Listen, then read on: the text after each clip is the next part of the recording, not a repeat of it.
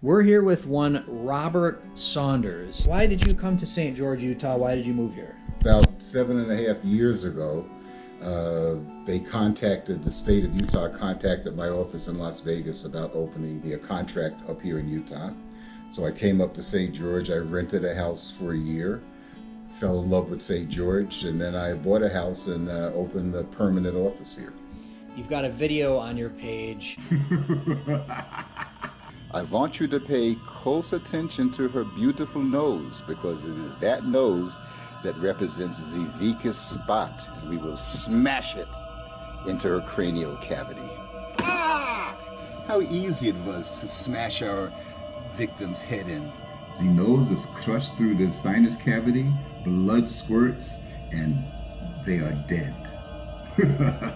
Dead. The idea came out of gardening, actually. Being a city boy, I don't know much about gardening, so I was surprised, having planted zucchini and watermelons and other things, that zucchinis came out this freaking big and they weigh 4 or 5 pounds if you let them. I said, this would make a perfect murder weapon. Someone saw it one time and was really scared. What's going on in this room? This is my music room. I collect robots. Mechanical robots, these guys over here. I also do mechanical dinosaurs. You collect mechanical dinosaurs. Correct. Okay. And the idea was, I don't know if the batteries are still good in some of these guys, but the idea was I was going to have robot dinosaur wars. My gosh.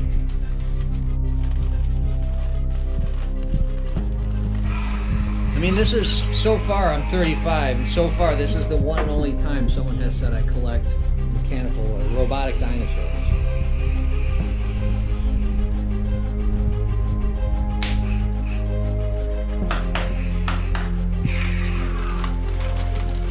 That's a mechanical cat. His batteries are dead, but he meows and purrs and stuff like that. Do you have any real pets? No. I'm going kind of an English garden. I like to let things grow as much as they can. You've written how many books? 4 or 5 or 6. I just finished one. Do you see this t-shirt? Sure. I make these. Brain Dead Universe 98. You know what 98 stands for? That's the average IQ of Americans. Ah. It's probably lower now, but that's what it was at the time. You want to know what my number one proof of the existence of God is? Sure. A ripe honeydew melon with vanilla ice cream in the middle. Do you feel a sense of purpose in your life? No. Your artwork, I find something very, like I said, subversive about it and irreverent, and let's get right into it. What can you tell me about this one? I think that's just a fragment of a painting. It was kind of a spiritual enlightenment through forms and organic figures. It's the manifestation of emotion, of things happening in a dynamic manner in the universe. And if you look at it, you can pick out specific things, or like looking at clouds, forms and figures will begin to coalesce. Oh yeah, that's a kind of an organic sexual expression in a physical and spiritual sense. It knows there's penises and eyes and vaginas and other Speaking things. of, let's get right into that. Okay. That's something that's fairly prevalent. Like, there's a lot of sex in the artwork. It's true.